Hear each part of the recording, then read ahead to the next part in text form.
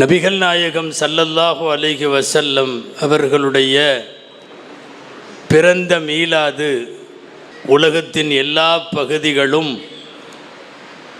முந்தைய காலத்திலும் நிகழ்காலத்திலும் தேவையான வழிகாட்டல்களை பெறுவதற்காக நபிகள் நாயகம் ஸல்லல்லாஹு அலைஹி வஸல்லமை பற்றி பேசுகிறார்கள், எழுதுகிறார்கள், அவர்களின் வாக்கையும் வாழ்வையும் ஆய்வு செய்கிறார்கள்.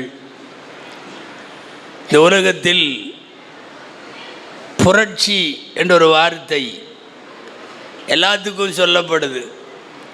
புரட்சி தலைவர், புரட்சி கவிஞர், புரட்சி கலைஞர், புரட்சி நிறைய சொல்லுகிறார்கள். உண்மையான புரட்சி தலைமை என்பது, அகில உலகைக்குமான புரட்சி தலைமை என்பது நபிகள் நாயகம் ஸல்லல்லாஹு அலைஹி வஸல்லமுக்கு மாத்திரம் பொருந்தும் என்பதை போகிற போக்கில் அல்ல, ஆதாரங்களோடு நம்மாலே சொல்ல முடியும். புரட்சினா என்ன? இந்த கம்யூனிச சித்தாந்தத்தில் புரட்சிக்கு விளக்கம் எழுதியிருக்கிறார்கள். கார்ல் மார்க்ஸ் போன்றவர்களே சொன்ன வரி என்ன தெரியுமா? அதுக்கு முன்னாடி இருந்த மாதிரி அதுக்கு பின்னாடி இருக்க முடியாதுங்கிற நிலைமை எங்கே வருதோ அதுக்கு பேர் புரட்சி. திரும்பவும் சொல்லுகிறேன், அகைன் ஐ ரிப்பீட், கொஞ்சம் கவனியுங்கள் இந்த வார்த்தையை. முன்னால் இருந்த மாதிரி இந்த நிகழ்ச்சி நடந்ததுக்கு அப்புறம் பின்னாடி அந்த மாதிரி இருக்க முடியாது என்கிற அளவுக்கு ஒரு சமூக மாற்றம் ஏற்படுமானால் அதற்கு பெயர் புரட்சி. அந்த அடிப்படையில் இந்த வரைவிலக்கணத்தில், இந்த டெஃபினிஷனில் பெருமானார் ஸல்லல்லாஹு அலைஹி வஸல்லம் அகில உலகத்தின் மாபெரும் புரட்சி தலைவர். அவர்கள் வருகைக்கு முன்னாலே இருந்த வாழ்வு வேறு, மனித குலத்தின் தடம் போன பாதை வேறு. ஆனால் அவர்கள் வருகைக்கு பின்னால் பழைய மாதிரி வாழ முடியலை. எனவே தான் பெருமானார் ஸல்லல்லாஹு அலைஹி வஸல்லம் தான் உண்மையான புரட்சிக்குரியவர்கள் என்று சொல்லுகிறோம். ஆனால் இந்த உலகத்தில் புரட்சின்னு பண்ண வந்த எல்லாருமே லட்சக்கணக்கான பேரை கொன்று குவிச்சிட்டு பெரிய பெரிய போர்கள் நடத்தித்தான் எல்லாரும் புரட்சியை அவரவர்கள் தேசத்தில் தலைவர்களாக வந்திருக்கிறார்கள். நான் என்னுடைய தலைப்புக்குள்ளே போவதற்கு முன்னால் ஒரு சின்ன அறிமுகம் பெருமானாரை பற்றி தந்துவிட்டு தலைப்பில் உள்ளே செல்ல வேண்டும். அன்பானவர்களே, ஒட்டு மொத்தமாக எம்பெருமானார் ஸல்லல்லாஹு அலைஹி வஸல்லம் வஃபாத்தாகிற வரை கலந்து கொண்ட ஒட்டுமொத்த போர்களிலும் சேர்த்து கொல்லப்பட்டவர்களின் எண்ணிக்கை 1028 பேர். 1028 பேர் மட்டுமே பெருமானாரினுடைய வாழ்வில் போர்கள் மூலம் கொல்லப்பட்டிருக்கிறார்கள். நீங்கள் உலகத்தில் புரட்சியை பேசுகிற எத்தனை தலைவனாக இருந்தாலும் எல்லாம் லட்சக்கணக்கிலே கொன்று குவித்தான். அது நீங்கள் ஹிட்லர் ஆகட்டும், லெனின் ஆகட்டும், முசோலினி ஆகட்டும், நீங்கள் எந்த நாட்டின் எந்த வரலாறு எடுத்தாலும், அது பிரெஞ்சு புரட்சியோ வேறு எந்த புரட்சிகளாக இருந்தாலும், கொன்று குவிக்கப்பட்டவர்கள் லட்சக்கணக்கில், கோடிக்கணக்கில். ஆனால் வெறும் 1000 சில்லறை பேர். அன்பிற்குரிய கேகேஎஸ்கே ரஃபீக் அவர்கள் என்கிட்ட இப்போ பேசிகிட்டு இருக்கிறப்ப சொன்னாங்க, ரசூலுல்லாஹ் ஏன் போர் செஞ்சாங்கன்னு கேட்டாங்க. அன்பானவர்களே, ஒரு விஷயத்தை நான் அவர்களுக்காக அல்ல உங்களுக்கு சேர்த்து சொல்லுகிறேன். சில விஷயங்களை சந்தேகமாக கேட்டதால் உங்கள்கிட்ட கேட்குறேன். 63 வருஷம் ஒரு தலைவர் வாழுகிறார். 63 வருஷ வாழ்க்கையில் 55வது வயசில் தான் ஃபஸ்ட்டு யுத்தம் நடக்கிறது. அதுக்கு பேர் பத்ரு யுத்தம். 63 வயசில் 55 வயது வரையும் வாள் எடுக்கவில்லை, ஆயுதம் தரிக்கவில்லை, எந்த போர் மைதானத்திலும் எதிரியை வா என்று கூப்பிட்டு வம்பிழுக்கவில்லை. 55 வருஷம் வரையும் அமைதி வாழ்க்கை வாழுகிற ஒரு தலைவரை சீண்டி பார்த்து ஊரை விட்டு போனதுக்கு பின்னாடியும் அங்கேயும் வாழ விடமாட்டேன்னு வம்பு பண்ண வந்தப்போ அதுக்கு மேலே குனிஞ்சா அது கோழைத்தனம், வா பார்த்துடலாம் என்று அவர்கள் முதலில் போர்க்களம் சந்திக்கிற போது வயசு 55, 63 வயசில் வஃபாத்து. 63 வருஷ வாழ்க்கையில் 8 ஆண்டு காலம் மட்டுமே நிர்பந்த நிலையில் திணிக்கப்பட்ட போர்களை எதிர்கொள்ளக்கூடியவரை இன்னைக்கு தப்பா வரலாறு பதிவு செய்கிறது. இஸ்லாம் வாளால் பரவியது, முகமது நபி எதற்கு போர் செய்தார், போர் என்று சொன்னாலே விதவைகளும் எத்தீம்களும் தானே உருவாகுவார்கள், வாழ்விழந்து போகிற குடும்பங்களுக்கு வழிவகுப்பது தானே போர் என்றெல்லாம் விமர்சனங்களை இந்த கோணத்தில் பார்க்க வேண்டும். 55 வயசு வரைக்கும் வாள் எடுக்காத, ஆயுதத்தை கையில் தரிக்காத அஹிம்சம் தலைவர். சொல்ல போனால் இதை போர் என்று சொல்லுவதை விட பெருமானாருடைய வாழ்வை அறப்போர் என்று சொல்ல வேண்டும். அறப்போர்னு எதுக்கு சொல்லுவாங்க தெரியுமா? ஆயுதம் தரிக்காமல் நான் வயலன்ஸ் ஆக்டிவிட்டீஸுக்கு பேர் தான் அறப்போர், அறப்போராட்டம். ஆயுதம் தரிக்காத அஹிம்சைக்குரிய தலைவர் பெருமானார் முஹம்மது ரசூலுல்லாஹ் ஸல்லல்லாஹு அலைஹி வஸல்லம் அவர்கள். அன்பானவர்களை, உலகம் உள்ளளவும் பேசப்பட வேண்டிய, திரும்ப திரும்ப கொண்டு சேர்க்கப்பட வேண்டிய தலைவர் நபிகள் நாயகம் ஸல்லல்லாஹு அலைஹி வஸல்லம். ஏன் மீளாத விழா? ஒன்றுமில்லை, இதை சொல்லுவதற்குத்தான் மீளாத விழா. சொல்ல போனால் பல்சமயத்தவர்கள் பங்கேற்கிற விழாக்களாக அது நடத்தப்பட்டு நபிகள் நாயகத்தினுடைய மனித நேயமும் இணக்கமும் உலகத்திற்கு கொண்டு போய் சேர்க்கப்பட வேண்டும், எல்லாருடைய காதுகளுக்கும். இந்த ப்ரொஃபஸர் ஹிட்டின்னு ஒருத்தர் இருக்கார், ப்ரொஃபஸர் கே ஹிட்டி, ரொம்ப அபாரமான வரலாற்று ஆய்வாளர். அவர் எழுதின நூல் இஸ்லாம் அட் த கிராஸ் ரோடு. 800 வருஷமாக இந்த மண்ணில் திரும்ப திரும்ப ஒரு பொய் சொல்லிகிட்டே இருக்கான். அந்த பொய் என்னன்னா, இஸ்லாம் வாளால் பரவியது அப்படிங்கிற பொய் 800 வருஷமாக சொல்கிறான். நம்மளுக்கெல்லாம் தெரியும், பொதுவாக திரும்ப திரும்ப ஒரு பொய்யை பேசிக்கிட்டே இருந்தால் அது உண்மை மாதிரி ஆயிரும். ஒரு பொய்யை திரும்ப திரும்ப சொல்லிக்கிட்டே இருந்தால், இப்போ இன்றைக்கி முஸ்லிம் சமுதாயத்தின் மீது திணிக்கப்பட்ட தீவிரவாத முத்திரையை போல, பயங்கரவாத முத்திரையை போல, பாய்கள் ஆபத்தானவர்கள் என்கிற ஒரு ஐடியாலஜிக்கலை போல, இதெல்லாம் என்னென்னா மீண்டும் மீண்டும் சொல்லப்படுகிற பொய் உண்மையைப் போல ஆகும் என்கிற அடிப்படையில் தவறாக நபிகள் நாயகத்தை சித்தரிப்பதால் எம்பெருமானார் ஸல்லல்லாஹு அலைஹி வஸல்லம் அவர்களை பற்றிய செய்திகளை, அந்த வாழ்வை கொண்டு போய் உலகத்தினுடைய 8 திக்கிலும் சேர்க்க வேண்டிய பொறுப்பு நமக்கு உண்டு என்பதை இந்த மீலாதினுடைய முன்னுரையாய் சொல்லி, உலகம் முழுக்க பிரம்மாண்டமான புரட்சியை ஏற்படுத்திய ஒரு தலைவரினுடைய சமுதாயம் அவர்களால் எப்படியெல்லாம் வாழ்ந்தது, இன்றைக்கு அந்த வாழ்க்கையில் ஏற்பட்டிருக்கிற தொய்வும் சுணக்கமும் ஏன் என்கிற கேள்வியோடு தான் நான் இந்த தலைப்பை அணுக வேண்டும். அன்பானவர்களே, முஸ்லிம் சமுதாயத்திற்கு, குறிப்பாக வாலிபர்களுக்கு, பெண்களுக்கு அழுத்தமாய் பதிய வேண்டிய, புரிய வேண்டிய ஒரு செய்தி, நம்முடைய மார்க்கம் அழகானது. இந்த மார்க்கத்தை விட சிறந்த அழகு உலகத்தில் எங்கும் இல்லை.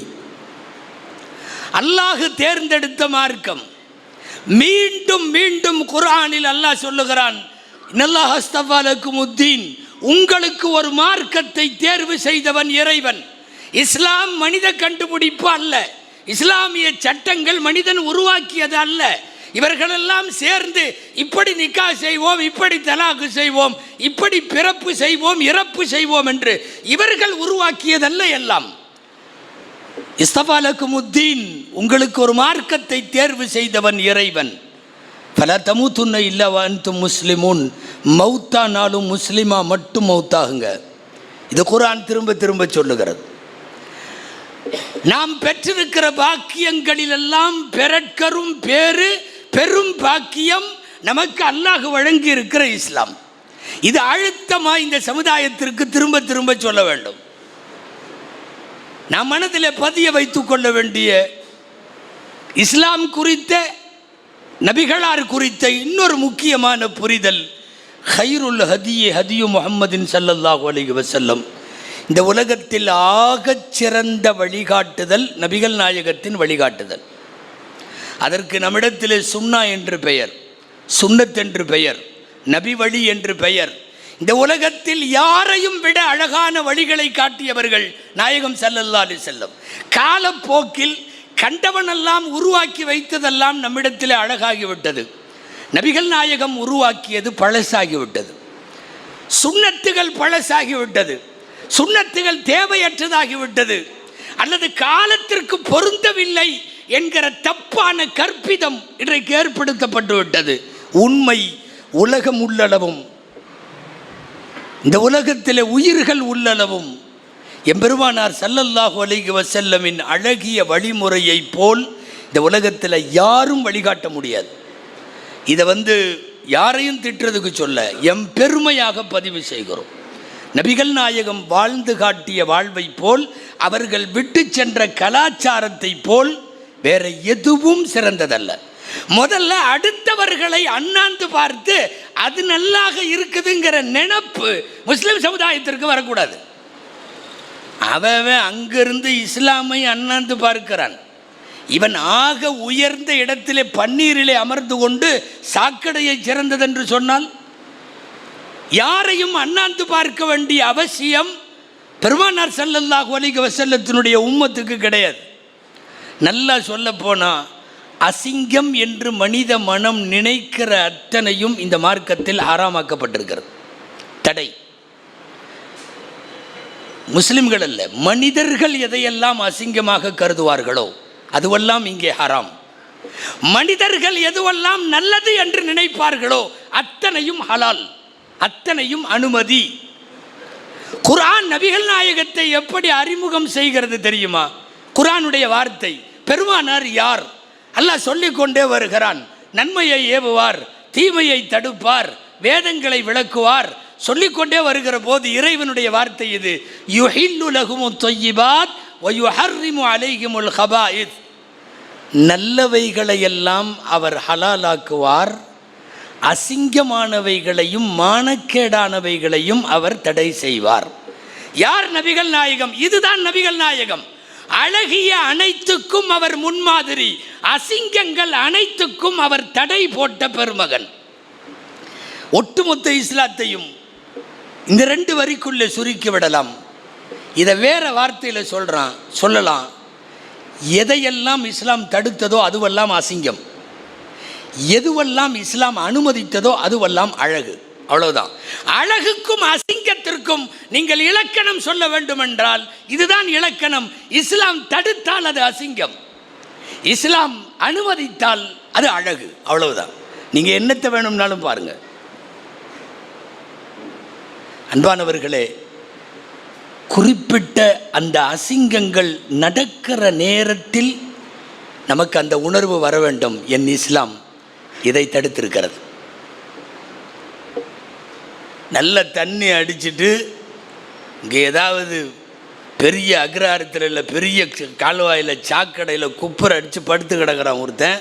அவன் மேலே சாக்கடை தண்ணியெல்லாம் கிடக்குது, நாய் நெறியெல்லாம் பக்கத்தில் கிடக்குது, சுயநினைவற்று கிடக்கிறான், ஆடை அலங்கோலமாக இருக்கிறது. பார்க்குறவன் நேராக வர்றவன் மூக்கை பொத்திட்டு கொஞ்சம் கிராஸ் பண்ணி அந்த பக்கம் கடந்து போகிறான். அவன் டிச்சில் சாக்கடையில் தலைகீழ படுத்து கிடக்கிறான் இல்லையா? அந்த காட்சியை பார்த்து விட்டு என் வாய் முணுமுணுக்க வேண்டும். என்ன தெரியுமா? என் இஸ்லாம் இதை தடுத்திருக்கிறது. என் இஸ்லாம் இதை விரும்பலை. வட்டி கட்ட முடியாமல் குடும்பமே தற்கொலை செய்து கொண்டு, ஒரு குடும்பமே ஜனாசாவாக இருக்கும் இல்லையா? 5 மையத்தை ஒன்றா தடல் கட்ட முடியாமல், வட்டி கட்ட முடியாமல் தற்கொலை செய்து கொள்ளுகிறார்களவா? அந்த வீட்டின் சோகம் அப்பி இருக்கக்கூடிய கூட்டத்திற்கு இடையில் நின்று என் மனம் சொல்ல வேண்டும், என் இஸ்லாம் இந்த வட்டியை தடுத்திருக்கிறது. அசிங்கம் நடக்கிற இடமெல்லாம் இஸ்லாமின் மகத்துவம் வெளிப்படும். நபிகள் நாயகம் என்பவர்கள் அழகுகளை இந்த உலகத்திற்கு அறிமுகப்படுத்தியவர்கள், அசிங்கங்களை இந்த உலகத்தில் தடுத்தவர்கள். நான் சுருக்கமாய் சொல்ல வருவது, இஸ்லாமிய கலாச்சாரம் போல், இஸ்லாமிய பண்பாடுகளைப் போல், இஸ்லாம் சொல்லி தந்த நாகரிகங்களைப் போல், நபிகள் நாயகம் விட்டு சென்ற சுன்னாக்களைப் போல் இந்த உலகத்தில் எதுவும் கிடையாது, யாரும் கிடையாது. ஆனால் இன்றைக்கி சூழ்நிலை என்ன தெரியுமா? அமெரிக்காவில் ஏதாவது சொல்லிட்டா நம்ம வீட்டில் அமலுக்கு வருது, பிரிட்டனில் ஏதாவது நடந்துட்டால் நம்ம வீட்டில் அமலுக்கு வருது. எவனோ எந்த நாட்டுக்காரனோ எதையோ சொல்லியிருப்பான், நாம் உடனடியாக அமலுக்கு கொண்டு வர்றோம். ஹதரத் அப்துல்லா இப்னு மசூத் ரலியல்லாஹு அன்ஹு சொல்லுவார்கள், சுன்னத்துகளை, நபிகள் நாயக வழிமுறைகளை ஒவ்வொன்றையும் தள்ளி வைத்துவிட்டு அந்நியர்களால் கொண்டு வரப்பட்ட ஒவ்வொன்றையும் உள்ளே வருகிற போது ஒரு கட்டத்தில் சுன்னத்துகளெல்லாம் இறந்து போய்விடும். பிதஅத்துகள் என்கிற அனாச்சாரங்களும் அக்கிரமங்களும் மட்டும் நிலைத்துவிடும். அந்த ஒரு பாதையை நோக்கி பயணிப்பது போன்று தெரிகிறது. அதுதான் தடமாறுகிற சமுதாயம் என்று என்னை பேச சொல்லுகிறார்கள். இல்லை, எவனோ கொண்டு வந்ததெல்லாம் நமக்கு எதுக்கு? நபிகள் நாயகம் ஸல்லல்லாஹு அலைஹி வஸல்லம் வழிகாட்டியிருக்காங்க. இல்லை, என்ன இல்லை நபிகளார் வாழ்வில் சொல்லுங்கள். ஏதாவது ஒரு குறிப்பிட்ட ஒரு தலைப்பு, லைஃப்பில் ஒரு பிரச்சனை, சமுதாயத்துக்கு ஒரு பிரச்சனை, அந்த இஷ்யூ சம்பந்தமாக குர்ஆனில் வழிகாட்டல் இல்லை, ஹதீஸில் வழிகாட்டல் இல்லை. எனவே நாங்கள் வேறு அப்படி ஏதாவது ஒரு இஷ்யூ சொல்லுங்கள். நீங்கள் வாழ்க்கையின் எந்த கட்டத்தில் நின்றாலும் அந்த கட்டத்தில் உங்களை போதிக்க குர்ஆன் வசனம் நிச்சயம் இருக்கும், நபிகள் நாயகத்தின் வாக்கு நிச்சயம் இருக்கும். அப்படிப்பட்ட பெரு வாழ்க்கை தான் நபிகளாருடைய. வேகமாக பேசுகிற போதோ கேட்கிற போதோ, நபிகள் நாயகம் வரலாற்றை வாசிக்கிற போதோ செவிமடுக்கிற போதோ இந்த உணர்வு வந்தாலும், சொந்த லைஃப்லையே நபிகள் நாயகத்தினுடைய அவர்கள் கொடுத்த கலாச்சாரங்களை தள்ளி வச்சுட்டு இன்றைக்கி அந்நிய ஒரு ஹதீஸில் ரசூல் ஸல்லல்லாஹு சொல்லுவாங்க இல்லையா, முன்னாடி உள்ள சமுதாயம் போன மாதிரியே நீங்களும் போகிறீங்க, அவங்கெல்லாம் போய் அப்படியே எங்கேயாவது ஒரு உடும்பு பொந்துக்குள்ளே நுழைஞ்சாங்கன்னா நீங்களும் போய் உள்ளே நுழைஞ்சிருவீங்க. இப்படி தான் பண்ணுறீங்க, கண்ணை மூடிக்கிட்டு அவன் போகிறது பொந்து, அதுக்குள்ளே போய் நுழையிறீங்கன்னு சொல்லுவாங்க. அப்போது கேட்பாங்க, யார் நீங்கள் யஹூதி நசராக்களை சொல்லுகிறீர்களா அப்படின்னு கேட்பாங்க சஹாபாக்கள். ரசூலுல்லாஹ் கேட்டாங்க, கால ஃபமன் ஹும், பின்ன அவங்க இல்லாமல் வேறு யார் அப்படின்னாங்க. இன்றைக்கி மேற்கத்திய நாகரீகம் எவனாவது ஒரு கல்ச்சர், ஒரு பழக்கத்தை கொண்டு வந்து விட்டான்னா அந்த பழக்கம் இன்றைக்கி நம்மள்கிட்ட வருது. நின்றுட்டு சாப்பிட்றதுலேருந்து சொல்கிறேன் நான். என்ன அஜர்த்து இப்படி சின்ன சின்ன விஷயமெல்லாம் எடுத்துட்டாரு அப்படின்னு இறங்க வேணாம். சில பேர்லாம் இன்றைக்கி இந்த மாதிரி விஷயமெல்லாம் பேசுகிறதே விரும்புறதில்லை. அதாவது நம்ம ஆளுகள்லேயே சில பேர் ஒரு கட்டத்துக்கு மேலே போன உடனே அவங்களா தங்களை இன்டலெக்சுவல் நினச்சிக்கிறாங்க, அறிவு ஜீவிகள் அப்படின்னு நினச்சிட்டு, இந்த அஜர்த்துமார்களுக்கு வேறு வேலை இல்லை, இப்படி எப்போ பார்த்தாலும் உட்காந்து சாப்பிடு, இப்படி சாப்பிடு, அப்படி சாப்பிடு, கிபிலாவை முன்னோக்கு, அது இதுன்னு இதுதான் இவங்களுக்கு வேலை. நாங்கள் திரும்ப திரும்ப கேட்கிறோம், நாம் சொல்கிறத நிறுத்திடலாம். நீங்கள் செய்கிற செயலுக்கு ஏதாவது அறிவார்ந்து அறிவியல் ரீதியாய் புரியும் வண்ணம் ஏதாவது சொல்லுங்கள். நான் பல தடவை சொல்லியிருக்கோம், இந்த பர்த்டே கலாச்சாரம், வெட்டிங் டே கலாச்சாரம், இன்றைக்கி என்னென்னமோ டேவெல்லாம் வந்திருக்குல்ல, இது எல்லா கலாச்சாரமும் யார் உருவாக்கி தந்தா? எப்படி வந்துச்சு உங்களுக்கு தெரியுமா? இப்போல்லாம் சில ஜும்மாவிலேயே கூட நீங்கள் இதெல்லாம் கொண்டாடாதீங்க, இந்த செலிப்ரேஷன்லாம் எதுக்குன்னு அஜர்த்தெல்லாம் பேச முடியாது. பேசுனா சில இடத்துல முத்தவலி கூப்பிட்டு சொல்கிறார், நீங்கள் பயான் மட்டும் பண்ணுங்கள், இதுக்கு பேர் வேறு என்னன்னு தெரியலை, நீங்கள் ஏன் அஜர்த்த அதையெல்லாம் பேசுகிறீங்க? பள்ளிவாசலுக்கு பின்னாடி வீட்லேயே பெரிய விசேஷம் நடக்குது, அதையெல்லாம் நம்ம பேசலாமா? நீங்கள் பயான் பேசுங்க. இந்த பயான் என்னன்னு இதுவரையும் புரிய மாட்டேங்குது. மூசாவின் வரலாறும் ஈசாவின் வரலாறும் மட்டும் பயானா? நபிகள் நாயகத்தை தாண்டி நீங்கள் என்ன கலாச்சாரம் எல்லாம் கொண்டு வருகிறீர்களோ, இன்னைக்கு ரசூலின் தடத்தை விட்டுட்டு வேற தடம் போகிறீர்கள், மாறுகிறீர்கள். அந்த மாறுகிற பாதைக்கு அறிவார்ந்து ஏதாவது சொல்லுங்கள். அல்லாஹ் சொல்றான், குர்ஆனில் வருது, உத்குலு ஃபிஸ்ஸில்மி காஃபா அப்படின்னு ஒரு வசனம். என்ன தெரியுமா? முழுசாக உள்ளுக்குள்ளவான்னு கூப்பிட்றான். ஏன்னா நிறைய பேர் இங்கே ஒரு கால் அங்கே ஒரு கால் வச்சுக்கிறாங்க. பள்ளிவாசலுக்குள்ளே வந்த உடனே அவர் பயங்கரமான பியூர் முஸ்லீம், தொப்பி தாடி அது இது, அவர் தக்பீர் கட்டுறதை பார்த்தா அஜர்த்தெல்லாம் தோற்று போயிடணும், பயங்கரமாக இருக்கும். வெளியில் போனால் அவருடைய ட்ரெண்டே வேறு, வாழ்க்கையே வேறு. இஸ்லாத்தை பள்ளிவாசலுக்குள் மட்டும் என்று புரிந்து கொள்ளுகிற பசலித்தனம் இது மோசமானது. இது மோசமான புத்தி. இஸ்லாம் பள்ளிவாசலில் மட்டும் இல்லை, இஸ்லாம் வீட்டில் இருக்குது, இஸ்லாம் கடையில் இருக்குது, இஸ்லாம் கல்லாவில் இருக்குது, இஸ்லாம் மனைவிட்ட இருக்குது, இஸ்லாம் மக்கள்கிட்ட இருக்குது, எல்லா இடத்திலும் கடைவீதியில் தொடங்கி கபிரிஸ்தான் வரைக்கும் இருக்கிறது. நான் என்ன புரிஞ்சுக்கிறோம் தெரியுமா? பள்ளிவாசலில் வந்தால் வேறு முஸ்லீமு, வெளியில் போனால் இவருடைய ட்ரெண்டு அது இது, இவர் கொண்டாட்டம், இவங்க நடத்துகிற கல்யாணம், இவங்களுடைய விசேஷம், செலிப்ரேஷன் எல்லாம் வேறு. அல்லாஹ் கூப்பிட்டு சொல்கிறான், உதுகுலு ஃபிஸ்ஸில்மி, முழுசாக உள்ளவா. இப்படி ஒரு கால் அப்படி ஒரு கால்லாம் வராத. வேடிக்கையாக சொல்லுவாங்க தெரியுமா, இந்த கரும்பு லாரி போயிட்டே இருந்துச்சான். கரும்பு லாரி பின்னாடி ஆஜியார் ஒருத்தர், அவன் டிரைவருக்கே தெரியாமல் பின்னாடி இருந்து உருவிருக்கார். நம்ம பசங்க உருவானுவல்ல, கரும்பு லாரிக்கு பின்னாடியே போவானுங்க. அவன் டிரைவர் அல்லான்னு ஓட்டிகிட்டு இருப்பான், இவன் பின்னாடி உருவி உருவி ஜல்ல ஜல்லையாக உருவான். அந்த மாதிரி வைக்கோல் லாரி போயிட்டு இருந்திருக்குது, வைக்கப்புல்லு லாரி. இவர் 40-50 வருஷம் தொழுகையாளி ஆஜியார். அவர் பாட்டில் இழுத்தாரான், எவனோ பார்த்துட்டான். ஆஜியார் நீங்களுமா? ஆமாம். ஏன்பா என்ன? இல்லை அப்படி தொழுகிறீங்க, ஆஜியாராக இருக்கிறீங்க, வைக்கப்போல் திருடுறீங்க. அவன் தெரியாமல் அவர் தெளிவாக சொன்னார், இங்கே பார், நீ ரெண்டையும் போட்டு குழப்பாத. அங்கே தொழுகிறது அல்லாவுக்கு, இங்கே இது மாட்டுக்கு. நீ ரெண்டையும் போட்டு கன்ஃபியூஸ் பண்ணிக்காத. அவர் அதில் தெளிவாக இருக்கார். என்னது இது தமிழ்நாட்டு கிராமங்களில் இது சொல்வடையாகவே இருக்குது. தொழுகிற அல்லாவுக்கு, வைக்கப்புல் திருடுற மாட்டுக்கு அப்படின்னு இது ஒரு பழமொழியாகவே, ஒரு வெர்ப இதாகவே இருக்குது. அதாவது நான் பள்ளிவாசலில் நான் தொழுகுவேன், நான் ஹாஜி, நான் 50 வருஷம் தொழுகையாளி, நான் தொப்பி போட்டிருப்பேன், தாடி வச்சுருப்பேன், எல்லாம் பண்ணுவேன். வெளியில் என் வாழ்க்கை வேறு, எனக்கும் இஸ்லாத்துக்கும் சம்பந்தம் இல்லை. உனக்கு பள்ளிவாசலோடு இஸ்லாம் முடிந்து போய் விடுகிறது என்று சொல்லி தந்தது யார்? பெருமானார் ஸல்லல்லாஹு அலைஹி வஸல்லம் இடத்தில் ஆரம்பத்தில் கொஞ்சம் பேச்சுவார்த்தையை ஒப்பந்தம் மூலமாக சரி செய்யலாம் என்று பேச வந்த மக்காவினுடைய தலைவர்கள், குஃபார்கள், காஃபிர்களின் தலைவர்கள் கடைசியாக இப்படி ஒரு முடிவுக்கு வந்தான். என்னென்னா, இனிமேல் இந்த மோதல் போங்கெல்லாம் வேண்டாம். வந்து ரசூலுல்லாஹ்ட்ட சொன்னான், நஅ்புது இலாஹக்க சனத்தன் வ தஅ்புது ஆலிஹத்தனா சனத்தன். முஹம்மத், ஒரு பேச்சுவார்த்தைக்கு வந்துடுவோம், பேசி தீர்த்துக்கலாம். என்னென்னா, உன்னுடைய அல்லாவை மட்டும்னு நீ சொல்கிற எல்லாம் அந்த கான்செப்டில் நாங்கள் 1 வருஷம் இருக்கோம். நாங்கள் வணங்குற தெய்வங்களை எல்லாம் நீங்கள் 1 வருஷம் வணங்கு. நம்மளுக்குள்ளே இப்படி ஒரு சிஸ்டம் வச்சுக்கிட்டோம்னா பிரச்சனையே வராது. 1 வருஷம் எங்கள் கடவுளை நீ வணங்க வேண்டும், 1 வருஷம் உங்கள் கடை. அப்போது நீங்கள் ரொம்ப ஃபேமஸாக ஒரு வார்த்தை அடிக்கடி நாகூரணிபா பாட்டிலெல்லாம் வருமல்ல, ஒரு கையில் ஈட்டி எதை கொடுத்தாலும் சூரியனை ஒரு கையிலும் சந்திரனை ஒரு கை செங்கதிரும் என்பதையும் சேர்த்து கையில் தந்திடினும் ஈமானை இழக்க. அந்த வார்த்தை ரசூலுல்லாஹ் அவங்க இப்போ ஒப்பந்தத்துக்கு வந்தப்போ சொன்னது தான். இந்த மாதிரி 1 வருஷம் இதை வணங்கு, 1 வருஷம் அதை வணங்கு, ஒரு கையில் சூரியனையும் மறுகையில் சந்திரனையும் நீங்கள் என்ன கொண்டு வந்து கொடுத்தாலும் என்னுடைய கொள்கையில் பின்வாங்க மாட்டேன் அப்படிங்கிற வார்த்தையை எப்போ சொன்னாங்க தெரியுமா?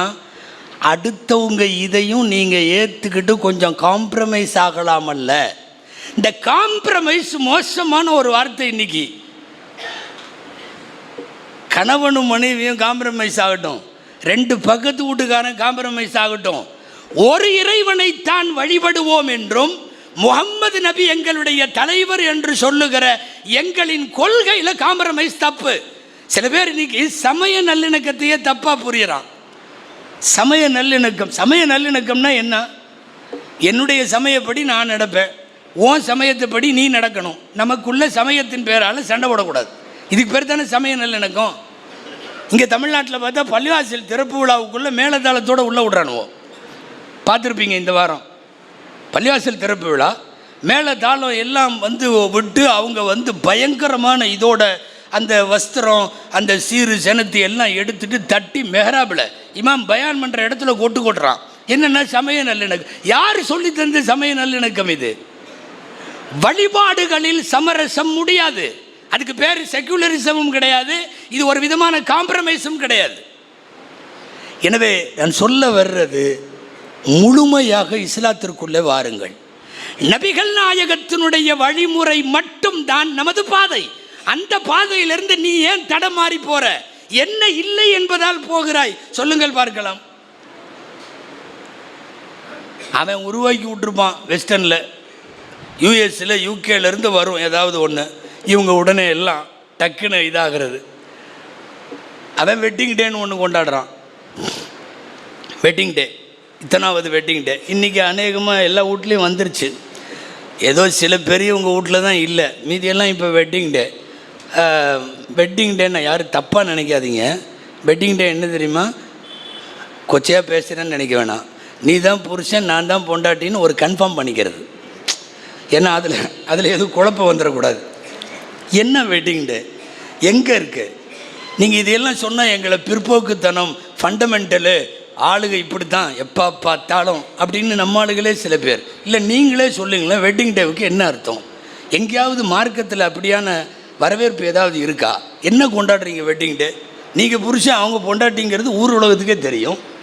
இதில் வேறு இப்போலாம் இது எக்ஸ்ட்ரீம் லெவலில் போயிடுச்சு. என்ன தெரியுமா, போன வெட்டிங் டேக்கு எனக்கு ஒன்றுமே வாங்கி தரல அப்படின்னு அவங்க அதை ரிப்போர்ட்டாக சொல்கிற அளவுக்கு ரொம்ப ஓவராக போகுது வெட்டிங் டே.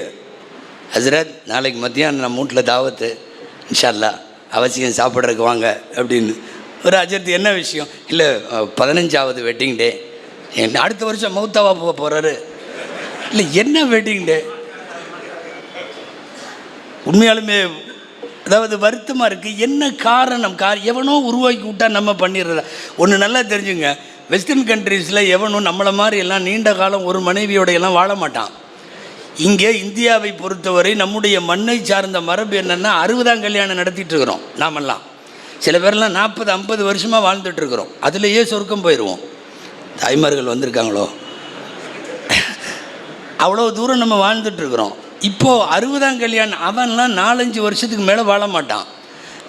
ஜாலியாக உட்காந்து ஒரு காஃபி ஷாப்பில் காஃபி சாப்பிட்டு 2 பேரும் பேசிடுவாங்க. அப்புறம் வர்ற ஜான்வரியிலேருந்து பிரிஞ்சுக்கலாமா அப்படிம்பாங்க, என்னமோ டீ குடிக்கலாமா மாதிரி. அப்போ உடனே அந்த அம்மாவும் ரெடியாக தான் இருக்கும் இவனை விட்டுட்டு போகிறதுக்கு, இந்த ஆளும் அந்த அம்மாவை விட்டுட்டு போகிறதுக்கு ரெடியாக இருப்பார். அவன் வெட்டிங் டேன்னு ஒன்று வச்சு வெற்றிகரமான 5வது வெட்டிங் டேன்னா அடுத்த வருஷம் தலாக்குன்னு அர்த்தம். இது அங்கே செட் ஆகும், நம்மளுக்கு எப்படி செட் ஆகும்? இங்கே எதுக்கு வெட்டிங் டே? எவனாவது அங்கே உருவாக்கி விட்டு வெட்டிங் டேக்கு ஒரு ப்ரைஸ் கொடுக்கணும், ஒரு சாப்பாடு போடணும், சொந்த பந்தத்தையே. இன்றைக்கி இதெல்லாம் வந்துருச்சு. ஊரை விட்டு ஊர் லீவ் போட்டு போகிறான். என்னடான்னா, எங்கள் அங்கிள் அவங்க இன்றைக்கி வெட்டிங் டே ஃபங்க்ஷன், நாளைக்கு மண்டபம் பிடிச்சி பண்ண போகிறார். நீங்கள் எங்காவது நபி வழிகளிலே காட்டுங்கள். நபிகள் நாயகத்தின் பாதையும் தடமும் இது அல்ல. நீங்கள் வேறு பாதைக்கு போகிறீர்கள். என்ன இல்லைன்ட்டு அங்கே போகிறீங்கன்னு கேட்குறோம். இவர் நம்ம வீட்டில் நடக்கிறது எல்லாம் சத்தம் போடுறாரு, திட்டுறாருன்னு நினைக்க வேண்டாம் தயவு செய்து. ஒரு லாஜிக் வேணும் இல்லையா? எதை பண்ணுறதுனாலும் லாஜிக்கோடு செய்யுங்க, தாராளமாக செய்யலாம், நல்ல காரியம்.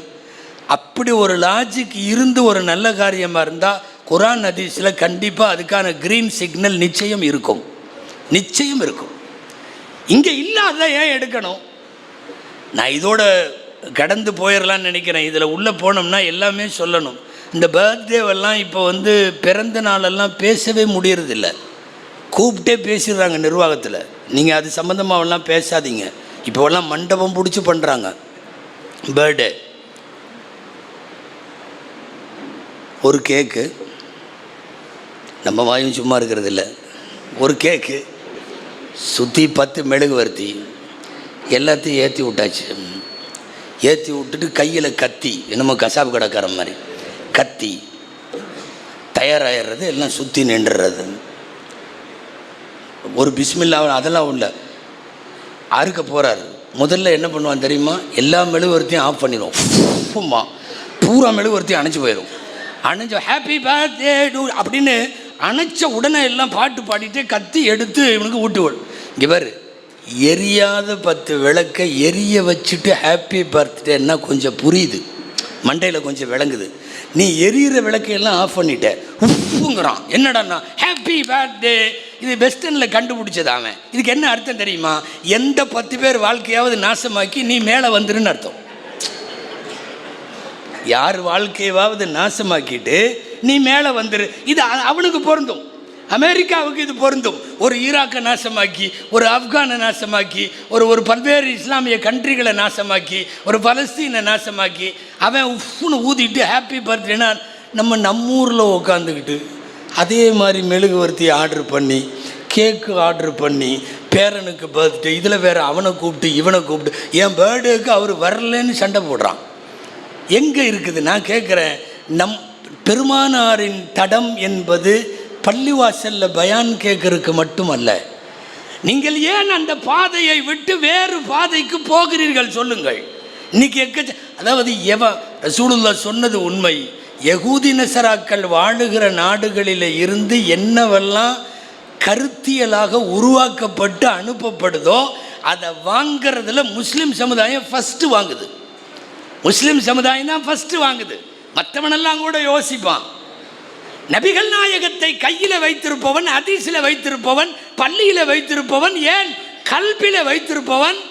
எதுக்காக வேண்டிய அடுத்தவங்களுடைய கல்ச்சரல் நமக்கு அடுத்த, அதாவது சிவிலைசேஷன் சொல்லுவாங்கள்ல, நாகரீகம் சார்ந்த வாழ்க்கை முறை உலகத்திலேயே ஸல்லல்லாஹு அலைஹி வஸல்லம் கொடுத்த மாதிரி யாரும் கொடுக்கல.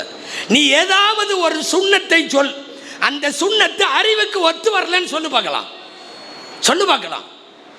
எந்த சுன்னத்தா இருந்தாலும், சொல்ல போன கத்துனா சுன்னத்து வரைக்கும் சொல்றேன். இன்னைக்கு காவல்துறை அரசாங்க ஆஸ்பத்திரிகள் எல்லாம் சிபாரிசு பண்ணி கத்துனா பண்ண சொல்லிட்டு இருக்கான். இங்கிருப்பது அழகு என்று அடுத்தவன் பார்க்கிற போது அடுத்தவனின் கழிசடையும் சாக்கடையும் எதற்கு? இங்கிருக்கிற சமுதாயத்திற்கு அழகாக தெரிய வேண்டும் என்பதுதான் கேள்வி. நம்முடைய தடமும் பாதையும் நன்றாக இருக்கிறப்போ ஏன் மாறணும்? அந்த தடத்தை விட்டு எங்கே பார்த்தாலும் பியூட்டி பார்லர், தெருவுக்கு 4, ரேஷன் கடை கூட கம்மியாக தான் இருக்குது. பூரா இதுதான். என்னடா பியூட்டி பார்லர், பியூட்டி பார்லர், புர்காவாக போகுது. ஞாயிற்றுக்கிழமை கல்யாணத்துக்கு வெள்ளிக்கிழமையே போய் புருவமெல்லாம் வெட்டுறாங்க. இங்கேயெல்லாம் கரெக்ட் பண்ணி, அங்கேயெல்லாம் கரெக்ட் பண்ணி. யாரோ ஒருத்தர் அன்னைக்கு ஜோக்கில் சொன்னார், பொண்டாட்டி வெளியே வந்து அடையாளம் தெரியலையா. உள்ளே போய் என்னன்னா தெருவுக்கு தெருவு பியூட்டி பார்லர்ஸ். கொஞ்ச நாளைக்கு முன்னாடி இருந்துச்சா, ஒரு 10-20 வருஷத்துக்கு முன்னாடி இருந்துச்சா?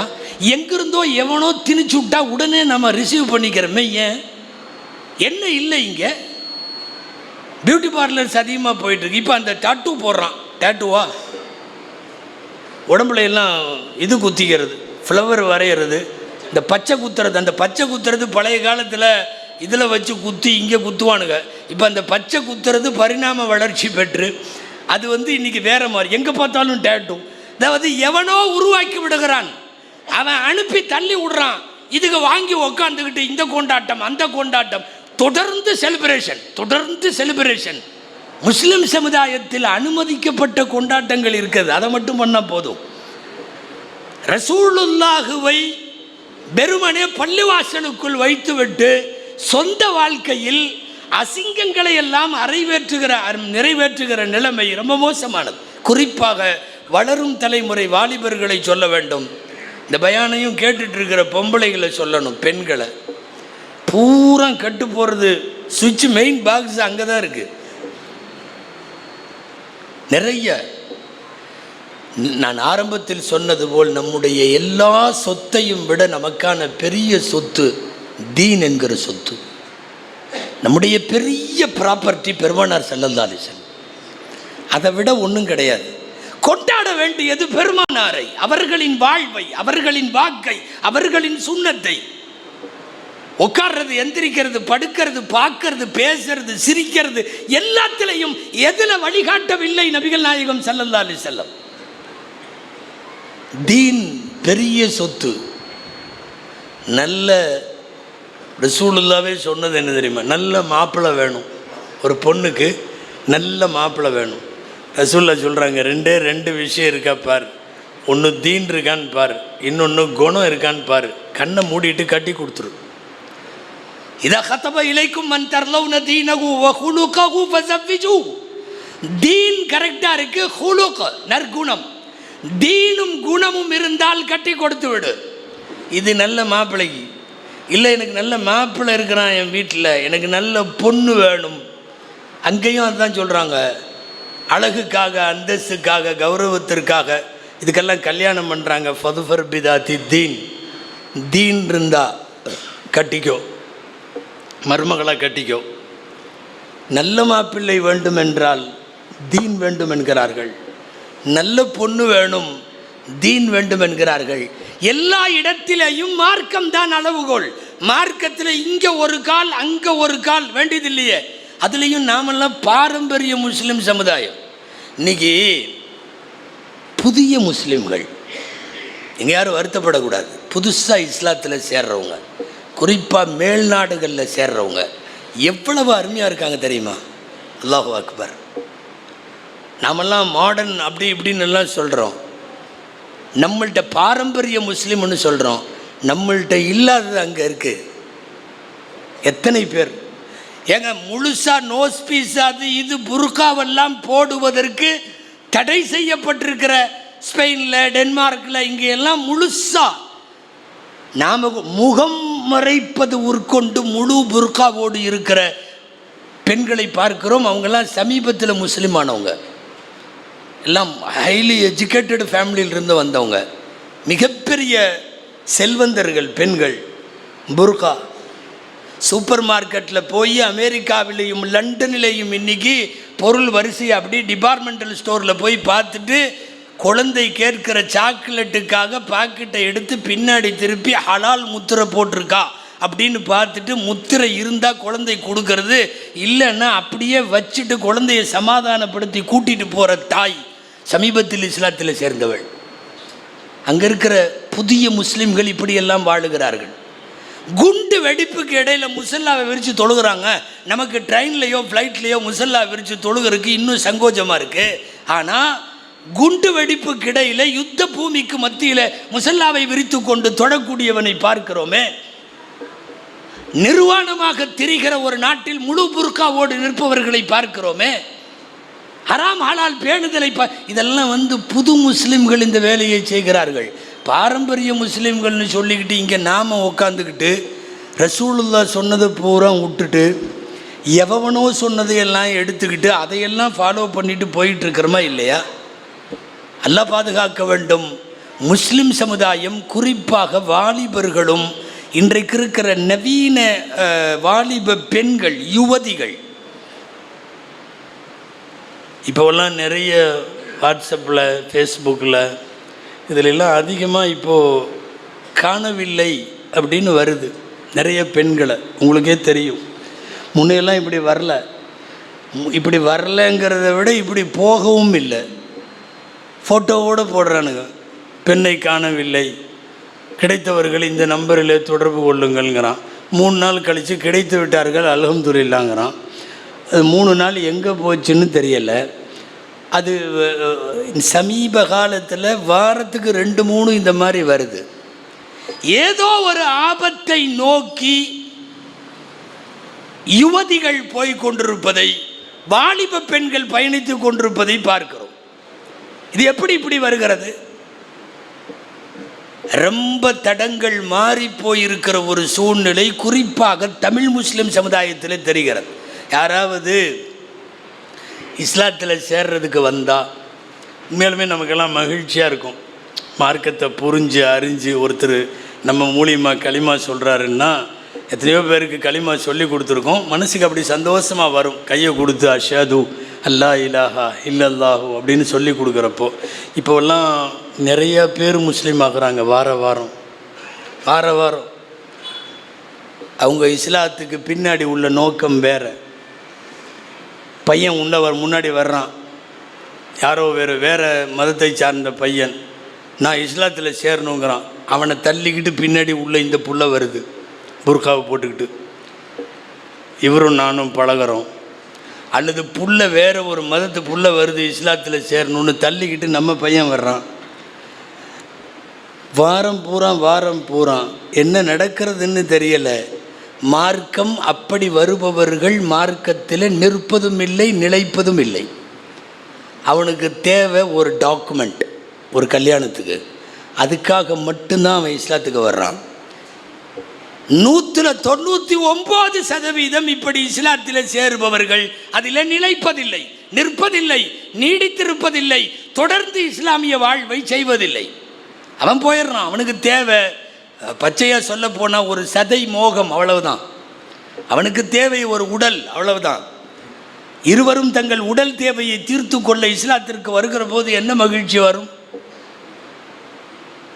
இது சமுதாய நிலைமை. நான் யாரோ எங்கேயோ சொன்னதெல்லாம் சொல்லலை, ஆதாரங்களுடைய அடிப்படையிலே தான் சொல்லுகிறேன். பொதுவாக ரிஜிஸ்டர் ஆஃபீஸில் இந்த கல்யாணம் பண்ணுறது, சப் ரிஜிஸ்டர் ஆஃபீஸு, இந்த என்னது கருவூலம்னு சொல்கிறாங்களே, அங்கெல்லாம் 15 நாள் அல்லது 21 நாளைக்கு முன்னாடி மதம் மாறி செய்யப்படுகிற கலப்பு திருமணங்கள் இந்த மாதிரி இதுக்கு நோட்டீஸ் போர்டில் ஒட்டுவாங்க. இந்த மதத்தை சார்ந்த பையன், இந்த மதத்தை சார்ந்த பிள்ளை இருவருக்கும் வரக்கூடிய 21ஆம் தேதி நம்முடைய ரிஜிஸ்டர் ஆஃபீஸில் கல்யாணம் நடக்குது, ஏதாவது அப்ஜெக்ஷன் இருந்தால் ரிஜிஸ்டரை தொடர்பு கொள்ளுங்க அப்படின்னு சொல்லி ஃபார் கான்டாக்ட்னு எல்லாம் போட்டு ஒட்டுவாங்க. இது எல்லாம் ரிஜிஸ்டர் ஆஃபீஸ்லேயும் உள்ளது. ஒரு 3 மாதம் 6 மாதத்துக்கு ஒரு தடவை அப்படி ஏதாவது ஒன்று நிற்கும். என்னென்னா பையன் முஸ்லீமாக இருப்பான், பொண்ணு வேறையாக இருக்கும், அல்லது பொண்ணு முஸ்லீமாக இருக்கும், பையன் வேறையாக இருக்கான், இப்படி ஒட்டுவாங்க. நீங்கள் நம்புவீங்களோ மாட்டீங்களோ, அங்கே அந்த போர்டெல்லாம் ரெம்பி வரிகிற அளவுக்கு இப்போல்லாம் இருக்குது. பூரா இது தான். கடந்த நவம்பர் மாதம் 210 ஜோடி, பையன் முஸ்லீம் பொண்ணு வேறு, பொண்ணு முஸ்லீம் பையன் வேறு, அரசாங்கத்தால் ஊக்குவிக்கப்பட்டு 210 ரெக்கார்டு. நான் சொல்கிறது டீ கடை பெஞ்சில் பேசின விஷயம் அல்ல, டேட்டா பேஸ் இது. அல்லாஹு அக்பர். இது என்ன நடக்கிறது தெரியுமா நாட்டில்? இது வேறு தடத்தை நோக்கி இன்றைய முஸ்லிம் சமுதாயத்தினுடைய பயணம் இருக்கிறது என்பது ரொம்ப வருத்தமான விஷயம். நபிகள் நாயகம் என்பது பள்ளிவாசலில் மட்டுமா? நபிகள் நாயகம் எங்கள் உயிருக்கும் மேலானவர் என்பது ஊர்வலத்தில் மட்டுமா? நடைமுறை வாழ்க்கையில் இவ்வளவு அசிங்கங்கள் நடைபெற்று கொண்டிருக்கிறது. இது இந்த மாதிரி காட்சி ரொம்ப வேகமாக நிறைய போயிட்டுருக்கு. இப்போலாம் தண்ணி அடிக்கிற இளம் பெண்கள் உருவாயிட்டாங்க நாட்டில். சுற்றி நிற்கிறாங்க 5 பேர் 6 பேர், 2-3 பசங்க 2-3 பிள்ளைங்க. ஒரு சிகரெட்டை அப்படி குடித்து அது ரவுண்டில் வருது. இதை எடுத்து இன்ஸ்டாவில் ரீல்ஸில் பதிவு போட்டு பாருங்க அப்படின்னு போடுறாங்க. குடிக்கிற பெண்கள், புகைப்பிடிக்கிற பெண்கள் என்று நாளுக்கு நாள் போய்கொண்டிருக்கிற இந்த அவலம்தான் ஒட்டுமொத்தமாக உனக்கு இஸ்லாத்தை பற்றி புரிதலும் இல்லை, உன் கையில் இருக்கிற மாபெரும் தலைவர் நபிகள் நாயகம் என்கிற அந்த உயர்ந்த மனிதரினுடைய எந்த நடைமுறையும் உங்களுக்கு தேவையில்லாமல் ஆயிருக்கு அப்படின்னு இதெல்லாம் அர்த்தம். இன்றைக்கி நிறைய போய்விட்டது. ஸல்லல்லாஹு அலைஹி வஸல்லம் அவர்களுடைய வாழ்க்கை வழிமுறைகளை விட்டுவிட்டு நாம் வேற எதையோ நோக்கி போகிறோங்கிறதுக்கு நிறைய சொல்ல முடியும். இன்றைக்கி நம்முடைய அத்தனையும் அதுதான். குறிப்பாக இளைஞர்களின் வாழ்க்கை, குறிப்பாக பெண்கள் சார்ந்த வாழ்க்கை. உங்கள் ஊரில் எப்படின்னு தெரில, நான் சென்னையை சொல்கிறேன். கல்யாணமெல்லாம் ரொம்ப கந்தரகோலமாக இருக்குது, கல்யாணமெல்லாம் கன்றாவியாக இருக்குது. எல்லா நிக்காவையும் அஜர்த்துமாருக்கு ஓதுறதுக்கு கேட்டிருப்பீங்க. நிக்காவில் அந்நிக்காஹு மின் சுன்னத்தி ஃபமன் ரகிப அன் சுன்னத்தி ஃபலைஸ மின்னின்னு ஓதுவாங்க. திருமணம் எனது வழிமுறை. அந்த ரசூலுல்லாவுடைய வழிமுறை அந்த ஓதுற இடத்துல மட்டும்தான் இருக்குது. எல்லாம் அக்கிரமம் இல்லை. முஸ்லிம் சமுதாயம் நமக்குன்னு ஒரு பாரம்பரியம்லாம் இருக்குல்ல, எங்கே போச்சு? கல்யாணம் பண்ணி பேசி முடிக்கிறது கூட இல்லை, சில இடத்துல பேசி முடித்து நிச்சயம் பண்ணி பொண்ணு மாப்பிள்ளை அவங்க 2 பேரும் ஒன்றா ஷாப்பிங் போகிறாங்க. இல்லை, எந்த சரியத்தில் உங்களுக்கு சொல்லியிருக்கபடி? கல்யாணம் ஆகி அவன் ஈஜாபு கபூல் நடந்து நான் ஏற்றுக்கொண்டேன்னு கபில் தூணு மாப்பிள்ளை சொல்கிற வரைக்கும் இவளை பார்க்குறக்கோ, இவ பக்கத்தில் உட்கார்றதுக்கோ, இவ கையை பிடிக்கிறதுக்கோ அனுமதி இல்லை. நீங்கள் என்ன பண்ணுறீங்கன்னா, நிச்சயம் பண்ண உடனே கல்யாண ட்ரெஸ்ஸுகளையே அவங்க 2 பேரும் சேர்ந்து போய் தான் எடுக்கிறாங்க. இப்போலாம் பெரிய குடும்பங்கள் இதெல்லாம் சகஜம் ஆசிரியர், பெரும்பாலும் அப்படித்தான். 2 பேரும் துபாய் போகிறாங்க துணி எடுக்கிறதுக்கு. கல்யாண பர்ச்சேஸுக்கு 2 பேரும் துபாயில் போவாங்களாம். நீ எந்த ரசூலுல்லாவை பின்பற்றுறேன்னு தெரியலை, நீ எந்த இஸ்லாத்தை ஏற்றுக்கிறேன்னு தெரில. இந்த ஷாப்பிங் பிஃபோர் மேரேஜுங்கிறது இன்றைக்கி பரவிட்டுருக்கிற பயங்கரமான கலாச்சாரம். நீங்கள் போய் விளக்கம் கேட்டிங்கன்னா தத்துவம் தான் பதிலாக வரும். அது அவனுக்கு அந்த புள்ளன்னு ஆகிப்போச்சு, அந்த பிள்ளைக்கு அவன் ஆகிப்போச்சு, அப்புறம் என்னங்க சர்த்து. அதனால் 2 பேரும் அப்படி பழகிக்குவாங்களாம், பேசிக்குவாங்களாம், சந்திச்சுக்குவாங்களாம், அவங்க ஒன்றா பிரயாணம் பண்ணுவாங்களாம், எல்லாம் நடக்குமா. இது சொல்லப்போனால் இதெல்லாம் உரத்து பேசக்கூட முடியல. ஏன்னா பேசுகிறவங்களுக்கெல்லாம் இவங்க வச்சுருக்கிற பேர் என்ன தெரியுமா? ஃபண்டமெண்டலிஸ்ட்டுன்னு பேர். இவர்கள் மத அடிப்படைவாதிகள், மத பழமைவாதிகள். எது பழமைவாதம்? அப்போ இவ்வளோ வருஷமாக நாம் ஆண்டாண்டு காலமாக கல்யாணம் முடித்து ஈஜாபு கபூல் நடந்து வலிமா விருந்து நடக்கிற வரைக்கும் நாம் திருமணத்தில் கணவன் மனைவியை சந்திக்காமல் வச்சுருந்தோமே. அப்போ அதெல்லாம் என்ன அர்த்தம்? நீங்கள் இப்போலாம் ஃபேஸ்புக்கில், வாட்ஸ்அப்பில், இன்ஸ்டாவில் எல்லாம் இருக்கிறீங்க, அதனால் தெரிஞ்சிருக்கும். சமீப காலங்களில் ஒன்று கவனிச்சிங்களா? இந்த கல்யாணத்தில் மண்டபத்தில் மேடையிலேயே டான்ஸ் ஆடுறானுவ எல்லாம் வேகமாக தலையெல்லாம் ஆட்டுறீங்க. இந்த ஊரில் நடக்குதோ என்னமோ பயமாக இருக்குது. மாமா ஆடுறாரு, குப்பிமா ஆடுது, மம்மானி ஆடுது, பூரா ஆடுது. என்னடான்னா அது கொஞ்ச நேரம் அந்த அஜர்த்து நிற்கா ஓதிட்டு போகிறார்ல, அது வரையும் தான் மரியாதை. உலமாக்கள் நிற்கா ஓதணுன்னு பின்னாடி வழியாக ஓடிடணும். ஆமாம். அப்புறம் என்னன்னா டான்ஸ் ஆடுறான், எல்லாம் கெல்டு கட்டையெல்லாம் ஆடுதுங்க. வெட்டி தூக்கி கட்டிட்டு பார்த்தீங்கன்னா மாப்பிள்ளை பொண்ணு எல்லாம் குரூப்பாக டான்ஸு எடுத்து இது பண்ணுறான். கல்லூரி பெண்களில் இந்த சமையலுக்கு சப்ளை பண்ணுறதுக்கு கூட்டிகிட்டு வந்துட்டு இருந்தானுவல்ல, இப்போ வந்து டான்ஸ் ஆடுறதுக்கு கூட்டிகிட்டு வர்றான். சென்னையில் இன்றைக்கி அது நடக்குது. என்னென்னா எல்லாம் முடிஞ்சு முசாபாவெல்லாம் செஞ்சு மாப்பிள்ளைக்கு எல்லாம் இது பண்ண உடனே அடுத்து டான்ஸ் ஆடுது. மேடையில் ஒரே மாதிரி ஆடை அணிந்த சுமார் 20 பெண்கள் ஒரு பயங்கரமான குத்தாட்டம், பின்னாடி மியூசிக் போடுறான், அதுக்கு ஆடுறான். மண்டபம் முழுக்க தொப்பியும் தாடியும். இது என்ன? நாம் எந்த நபியை பின்பற்றுகிறோம்? நபிகள் நாயகம் என்பது மெம்பர் படியில் மட்டும்தான் இருக்காங்களா? நபிகள் நாயகம் என்பது ஜும்மா பயானில் மட்டும்தான் இருக்காங்களா? அன்றாட வாழ்க்கையில் நபிகள் நாயகம் வரலைங்கிறப்போ அப்புறம் என்ன பெரிய கண்மணி, உயிருக்கு உயிரான நபிகள் நாயகம்னா என்ன? அது டோட்டலாக இன்றைய திருமணங்களின் அனாச்சாரத்தை. சமீபத்தில் சென்னையில் பொண்ணை பல்லாக்கில் வச்சு தூக்கிட்டு வந்தானுவோம். பொண்ணு மாப்பிள்ளை அங்கே மேடையில் இருக்கார், ரிசப்ஷன், பல்லாக்கில் வச்சு பொண்ணை அலங்காரம் பண்ணி தூக்கிட்டு வந்துட்டானுவோம். இந்த சாமி ஊர்வலமெல்லாம் போகும் பார்த்துருக்கீங்கல்ல, சாமி ஊர்வலம் போகிற மாதிரியே இருந்தது. அங்கேருந்து தூக்கிட்டு வர்றானுவோம் எல்லாம். அந்த தூக்கிட்டு வர்ற 4 பேர் எல்லாம் ஒரே மாதிரி ட்ரெஸ்ஸு போட்டிருக்கான். அங்கேருந்து தூக்கிட்டு வர்றான். அதை வந்து பெருமையாக வேறு, இது பொண்ணா இல்லை ஜனாசாவா? சந்துக்குள்ளே தூக்கிட்டு வர்ற மாதிரி தூக்கிட்டு வர்றையே, இல்லை விளங்குமா? இது ஜனாசாவை தாங்க 4 பேர் தூக்கிட்டு போனோம். முன்னாடி இப்படி 2 பேர், பின்னாடி இப்படி 2 பேர், மேலே உட்காத்தி வச்சு கொண்டு வந்தாவே அது ஜனாசான்னு அர்த்தம். நீ பொண்ணை தூக்கிட்டு வர்ற பல்லாக்கில் வச்சு, அது ஸ்டைலாக கொண்டு வந்து அந்த மியூசிக்கில் இந்த இராணுவ அணிவகுப்பு தெரியுமா, கொஞ்சம் நேரம் இப்படி நிற்பாங்க, கொஞ்சம் நேரம் அப்படி நிற்பாங்க, அந்த மாதிரி மியூசிக்கை போட்டுட்டு லாஸ்ட்டாக ஒரு வழியாக உட்காத்தி வச்சான். பொண்ணு பல்லாக்கில் வருது. கொஞ்சம் யோசனை பண்ணி பாருங்கள். இது எந்த சமுதாயம்? யார் இதை சொல்லி கொடுத்தது? இது எந்த சுன்னத்தில் வருது? எந்த குர்ஆன் அனுமதிக்குது? எந்த ஹதீஸ் இதை அனுமதிக்குது?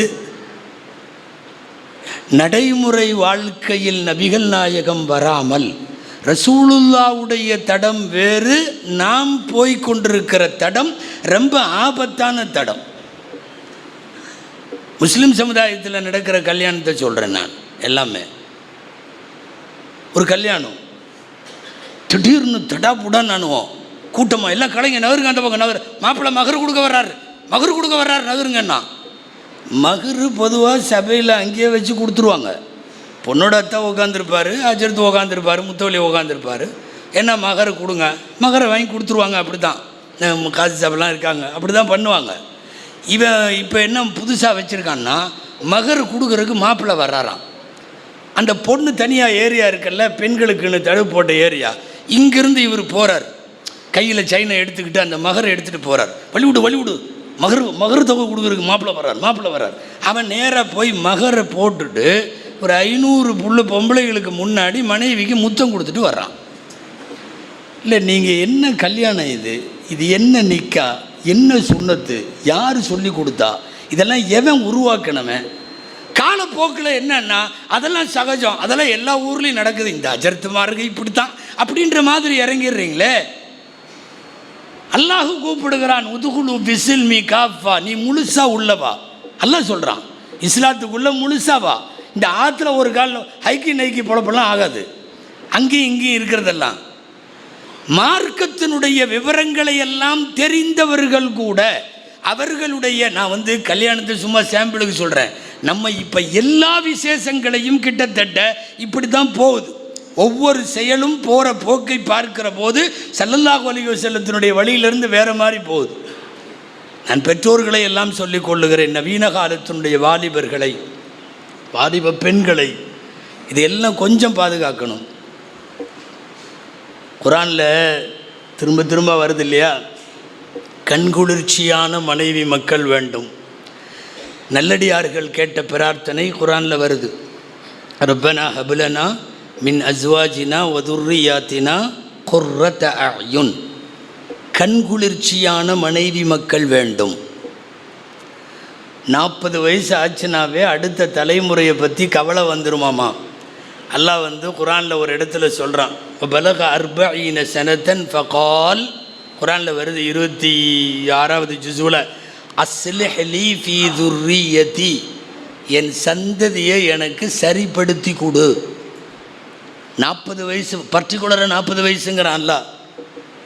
என்னன்னா, எனக்கு பின்னால் எனது குடும்பம், எனக்கு பின்னால் என் தலைமுறை மார்க்க நெறியோடு வாழ வேண்டும் என்கிற கவலையும் அந்த இதுவும் கண்டிப்பாக எல்லாருக்கும் வேணும். பையனை கூட்டிகிட்டு போய் இப்ராஹிம் அலைஹிஸ்ஸலாம் மகன் இஸ்மாயில் அலைஹிஸ்ஸலாமை காபால நிற்க வச்சுட்டு துவா செய்கிறாங்க. ஆச்சரியமாக இருக்குது கேட்டால். ஏன் தெரியுமா? எங்களைய ஷிர்கில் விட்டுறாத, சிலை வணக்கத்தில் விட்டுறாத, அதிலிருந்து எங்களை பாதுகாத்து கொடுன்னு கேட்குறாங்க. கேட்குற அவங்கள பற்றி குர்ஆனில் எக்கச்சக்கமான இடத்துல ஒரு வார்த்தை வருது, மகான மினல் முஷ்ரிகீன் வலம் யகு மினல் முஷ்ரிகீன் ஹனீஃபம் முஸ்லிமா. பியூர் முஸ்லிம் இப்ராஹிம் அலைஹிஸ்ஸலாம். கடுகளவு கூட மாசு மறுவற்ற பியூர் முஸ்லிம், ஹனீஃபம் முஸ்லிமான்னு வருது. ஹனீஃபானா பியூரிட்டின்னு அர்த்தம். அப்படி ஒரு பியூர் முஸ்லிம்னு அல்லாவே 28 இடத்துல குர்ஆனில் இந்த வார்த்தை வருது. அப்படி சான்றிதழ் கொடுத்த இப்ராஹிம் அலைஹிஸ்ஸலாம் பையனை கூட்டிகிட்டு போய் நிற்க வச்சு, எனக்கு பின்னாடி என் பையனும் தொழுகணும், முகீம ஸலாத்தி வ மின் துர்ரியதி, அதே மாதிரி வஜ்னுபுனி வ பனிய அன் நஅபுதல் அஸ்னாம், சிலை வணக்கத்தை விட்டு எங்களை காப்பாற்று. கேட்கறது யாரு? இவர் சுத்தமான முஸ்லிம் என்ற அல்லாஹுவால் அடையாளப்படுத்தப்பட்ட இப்ராஹிம் அலைஹிஸ்ஸலாம் தங்களுடைய மகன்களுக்காக அப்படி கேட்கிறார்கள் என்றால் நாமெல்லாம் எம்மாத்திரம்? மார்க்கத்தை விட்டு வெளியே போயிட்டுருக்கிறதெல்லாம் எம்மாத்திரம்? மார்க்கத்திற்கு கொஞ்சம் கூட தொலைவில் கண்டுக்காமல் இருக்கிறது எம்மாத்திரம்? தயவு செய்து சொல்லுகிறேன், பெறுதற்கரிய பெரிய சொத்து நாம் வைத்திருப்பது இஸ்லாம் என்கிற சொத்து. அடைய முடியாத மாபெரும் பாக்கியம் அல்லாஹ் நமக்கு கொடுத்துட்டான். அது என்ன தெரியுமா? எங்களின் தலைவர் நபிகள் நாயகம் ஸல்லல்லாஹு அலைஹி வஸல்லம். இந்த பெருமை வேண்டும். நபிகள் நாயகம் செய்ததை தவிர மீதி எல்லாமே கழுசட அப்படின்னு சொல்லுகிற தைரியம் என்றைக்கு முஸ்லிமுக்கு வருமோ அதுதான் பெருமானார் மீதான உண்மைத்தன்மை, உண்மை காதல். சும்மா பேசுகிறதில்ல நபிகள் நாயகம்னு. இதில் மார்க்கத்தை பற்றி அவதூறு பேசுபவர்கள், மார்க்கத்தை புரியாமல் பேசுபவர்கள், இவங்க கூட சேர்ந்துட்டு இஸ்லாமிய ஷரியத்தையே கேலி கூத்தாக்கக்கூடாது. நல்லா தெரிஞ்சுங்க, மார்க்க சட்டம் மாறாது, கியாமத்து வரையும் மாறாது. நீ என்னென்ன வேணாலும் லண்டனை பார்த்து, அமெரிக்காவை பார்த்து, யூரோப்பியன் கண்ட்ரிஸை பார்த்து நீ என்னென்னமோ பண்ணலாம், மார்க்கம் மாறாது. கியாமத்து வரையும் ஹிஜாபு போகாது, கியாமத்து வரையும் புர்கா போக முடியாது, நீங்க முடியாது. கியாமத்து வரைக்கும் வட்டி ஹராம் தான். நீ என்னென்னவெல்லாம் வியாக்கியானம் சொல்லி கொண்டு வக்காலத்து பேசி கொண்டு வந்தாலும் வட்டி தான், ஆகாது தான். இதில் நம்ம ஆளுகளே சில பேர் இப்படி வட்டி இருந்தான்னா அப்படி வட்டி இருந்தால் அது பரவாயில்ல, இது என்னென்னமோ பேசி கொஞ்சம் அந்த ஹராமை ஹலாலாக்கி விடுற வேலை. நல்லா தெரிஞ்சுங்க, ஒரு அசுத்தம் எங்கேயும் சுத்தமாக முடியாது. ஒரு அசுத்தம் சுத்தப்படுத்தாது. தண்ணியை எடுத்து அசுத்தத்தை கழுவலாம், அசுத்தத்தை எடுத்து ஒரு அசுத்தத்தை நீக்க முடியாது. ரப்பு முடிவு செய்து சொல்லுகிறான், மது அசிங்கம், வட்டி அசிங்கம், விபச்சாரம் அசிங்கம். அல்லாஹ் முடிவு செய்த அசிங்கங்கள் அது கியாமத்து வரையும் அப்படி தான் இருக்கும். இன்றைக்கி என்னாச்சுன்னா, நம்மளா சில சட்டங்களை எடுத்துக்கிட்டு ஷரியத்து சொல்கிறதையெல்லாம் பார்க்குறதே இல்லை. வீணாக போனவன் அந்த சவுதி கவர்மெண்ட்டில் இப்போ எக்கச்சக்கமான இது கெட்டு போய் குட்டிச்சவராக கிடக்கிற அந்த நாட்டில் அங்கேருந்து அவன் க்ரீன் சிக்னல் கொடுத்துட்டான், பொம்பளைங்க தனியாக வேணாலும் ஹஜ்ஜுக்கு வாங்கன்னு. இவன் இங்கிருந்து நம்மளும் முஸ்லீம் பெண்களே தனியாக போங்கன்ட்டான். மார்க்க சட்டம் என்ன சொல்லுதுன்னு பார்க்குதுமா இல்லையா? நம்மளுக்கு கிளம்பிடுதுங்க. எத்தனை கத்தீஜா, எத்தனை ஆயிஷா, 237 பேர் போன ஆண்டு ஹஜ்ஜில் 237 பேர் எந்த துணையும் இல்லாமல் தனியாக பயணம் செய்த ஹாஜிகள், ஹாஜி பெண்கள். மஹரம் இல்லைன்னா கடமையே ஆகாது என்கிறார்கள் மார்க்க அறிஞர்கள். நீங்கள் எத்தனை மதரசா, உங்கள் ஊர் தாவூதியா மட்டுமல்ல, உலகத்தில் உள்ள மதரசாலையெல்லாம் கேளுங்க.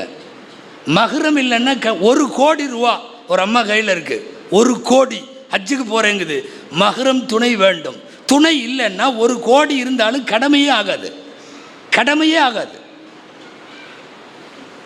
இங்கிருந்து மோடி போக சொல்லுகிறார், அங்கிருந்து முகமது பின் சல்மான் வர சொல்லுகிறார். இவனுக்கு 2 பேரும் அத்தாரிட்டியா? இவங்க ஷரியத்தினுடைய ஆட்களா? கிளம்பி போகிறோமா இல்லையா? மார்க்க சட்டம் ஒன்று இருக்க நாம சில சட்டத்தை உருவாக்கிட்டோம். பொம்பளைகள்லாம் நிறையா இருக்காங்க, அதனால் சொல்லணும். இப்போலாம் இத்தா 40 நாளாமா. இத்தா 40 நாளுங்க. இந்த 4 மாதம் 10 நாள்லாம் கேட்குறதும் இல்லை, இது பண்ணுறதும் இல்லை. இல்லைங்க, யாராவது மௌத்தா போயிட்டா 4 மாதம் 10 நாள் இருக்கணும், குரானில் வருது. வல்லதீன யுத்தவஃபௌன மின்கும் வயதரூன அஸ்வாஜின் தரப்பஸ் நபி அம்புசின்ன அர்பஅத்த அஷ்ஹுரின் வ அஷரா. உங்களில் கணவர்கள் விட்டு சென்ற வஃபாத்தாகிவிட்ட மனைவிமார்கள் காத்திருப்பு காலமாக அவர்கள் 4 மாதம் 10 நாள் இருக்கட்டும் அப்படின்னு குரானில் வருதேன்னு சொன்னால் 40 நாள் தான் எங்கள் ஊரில் எல்லாம். நாங்கள்லாம் இப்போ 40 நாளோடு முடிச்சுக்குவோம். இதில் என்னென்னா, இதாவை 40 நாள் முடிச்சுட்டு உம்ராவுக்கு போகலாமாங்குது. நீ பண்ணுறதே முதல்ல மார்க்கத்தில் அத்துமீறலான காரியம், அதை முடிச்சுக்கிட்டு இது உம்ராவுக்கு போகுதான். இல்லை, மார்க்க சட்டம் ஒன்று இருக்க, நபிகளாரின் வழிகாட்டல் ஒன்று இருக்க, நீங்கள் வேறு பாதையிலே பயணிக்கிறீர்கள். ஒரு காலம் நாம் நம்ம பாதையில் சரியாக போயிட்டு இருந்த வரைக்கும் உச்சகட்ட கண்ணியத்தை எல்லாம் நாம் வைத்திருந்தோம், பெற்றிருந்தோம். இன்றைக்கி அந்த பாதையில் இருந்து கொஞ்சம் கொஞ்சமாக மாறி போயிருக்கிற அபாயம் வந்திருக்கிறது. அன்பானவர்களே, நீண்ட தொடராக போய்விடும். நாம் பேசுனோம்னா நிறைய மார்க்க சட்டத்தை கையில் நீங்கள் எடுத்துக்கிட்டீங்க, குறிப்பாக தாய்மார்கள் எடுத்துக்கிட்டீங்க. ஷரியத்தில் எல்லாம் இல்லை. ஜனாசா பார்க்கக்கூடாதுங்கிறது மார்க்க சட்டம், அவ்வளோதான். ஆண் ஜனாசாவாக இருக்கட்டும் அல்லது அந்நிய பெண் ஜனாசாவாக இருக்கட்டும், பார்க்கக்கூடாது, அவ்வளோதான். இப்போல்லாம் பூரா எல்லாம் வரிசையாக வருதுங்க. அதான் மவுத்தா போயிட்டார்ல, போ வரிசையாக பொம்பளைங்க வரிசை தனியாக வச்சுருக்கு. எல்லா பொம்பளையும் வந்து பார்க்குது. ஒரு ஆணை எந்த கிதாப் உங்களுக்கு அனுமதி தந்தது? எந்த சரியத்தில் இருக்குது? அதே மாதிரி ஒரு அந்நிய பெண், அது 40 வயசோ 50 வயசோ மவுத்தா போச்சு, எல்லா ஆம்பளையும் போய் பார்க்குறது. எப்படி அனுமதிக்கிறது? எப்படி இருக்குது? எல்லாம் ஒரு பொம்பளையும் விதி விலக்கு இல்லை, ஜனாசாவை பார்க்கறது இல்லை. இதெல்லாம் சரியத்திலலாம் இல்லை, நாமளாக ரெடி பண்ணிக்கிட்ட சட்டம். இதில் வேறு பார்த்தீங்கன்னா மவுத்து எடுக்கிற நேரத்தில் ரணகலமாக இருக்கும். அங்கே உள்ளேருந்து ஒரு குப்பியமாக கத்தும். என்ன சார், பார்த்தவங்க எல்லாம் ஆம்பளைக்கெல்லாம் வெளியே போங்க, பொம்பளை பார்க்கணுமோ, போடா போ, எல்லாம் போ. அதாவது இருக்க வேண்டியது ஆம்பளைங்க, நீங்களாம் வெளியே போங்க, நாங்கள் பார்க்க போகிறோம். எல்லோரும் நின்று பார்க்குறாங்க. இல்லை, எங்கே இருக்குது? அப்படி ஏதாவது பார்ப்பதற்கு உங்களுக்கு அனுமதி தரப்பட்டிருக்கிறதா? ஏர்போர்ட்டில் பார்த்தீங்கன்னா இந்த உம்ராவும் ஹஜ்ஜோ, அல்லாஹு அக்பர், இது எந்த மாதிரி உம்ரா எந்த மாதிரி ஹஜ்ஜுன்னே தெரில. எல்லாம் ஒருத்தர் அவர் ஹஜ்ஜுக்கு போகிறாருன்னு வைங்களேன், உம்ராவுக்கு போகிறாருன்னு வைங்களேன், குடும்பத்தில் உள்ள எல்லா பொம்பளையும் முசாவா வேறு செய்யுது. முசாவா அசம் ஏங்க, உங்களுக்கு கோசா தானே அவர், இந்த சொந்தம் இதுதானே, நீங்கள் எப்படி முசாபா விளங்க ஹஜ்ஜுக்கு போகிறவர்கிட்ட போய் பாங்க என்னப்பா முசாபா போய்